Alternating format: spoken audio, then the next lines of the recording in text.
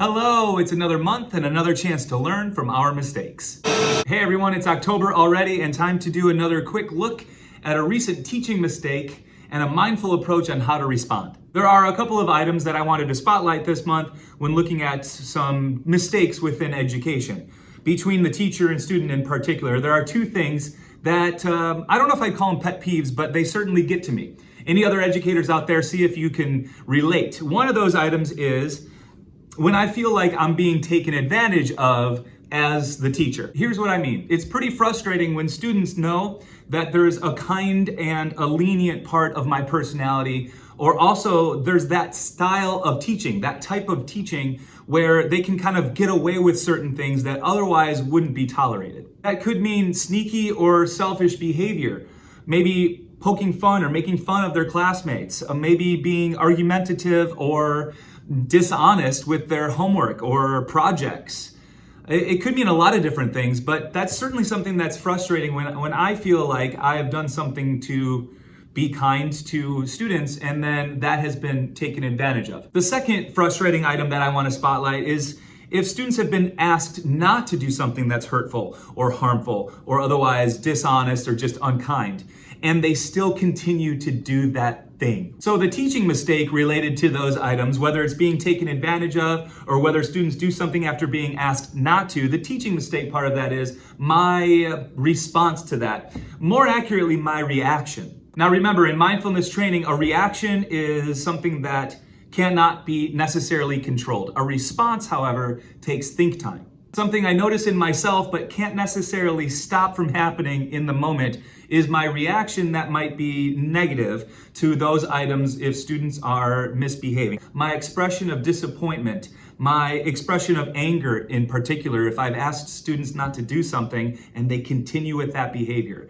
So my emotional reaction is oftentimes a mistake in itself. What I mean here is if I simply just yell at students, is there really a lesson that is involved? This certainly harkens back to previous videos that I've examined a mindful approach to following up with students within a day or within 2 days of whatever argument or disagreement took place. That's part of this. But the other item that I want to add to that, that's truly a mindful response, would be that we need to make sure that we as adults and as teachers here set boundaries. So that's exactly my mindful tip for this month.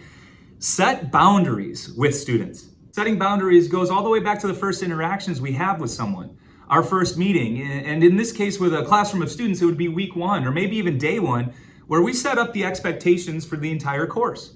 This isn't necessarily all rules, don't do this and don't do that, although that can be part of it. This is like the unwritten social contract that might occur so that we know what's expected versus what's unexpected behavior. Now, this could lead us into a lot of different directions here. Unexpected behavior is certainly unwelcome and unacceptable behavior.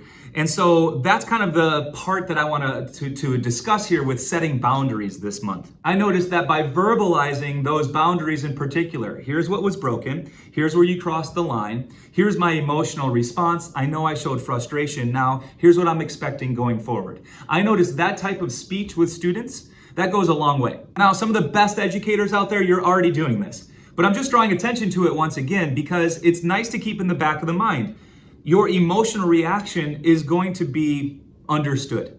People get it if somebody was frustrated or disappointed, especially when students know that they were in the wrong. They completely understand that. Then the relationship building piece is, of course, the follow-up. That's the tricky part, isn't it? And I don't have all the answers. I don't have the verbiage that's going to work for every single scenario out there.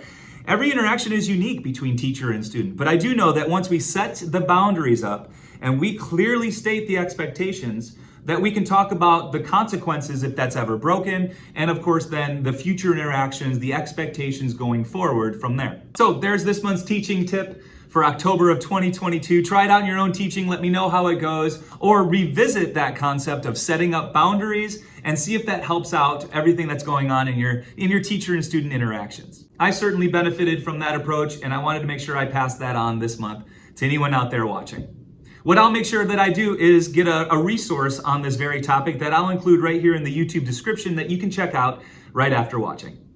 All right, that's it for this month. I'll be back in November to examine another teaching mistake and a mindful approach on how to respond. Make sure you've subscribed so that you can stay up to date with everything that's going on. We're creating some cool podcasts with the 8th graders, and I'm trying to spotlight some specific items that are happening in our lessons right here in the health classroom. So it means a lot that you're following our journey. I hope everyone is happy and healthy out there, and if not, I hope you're taking steps to get there.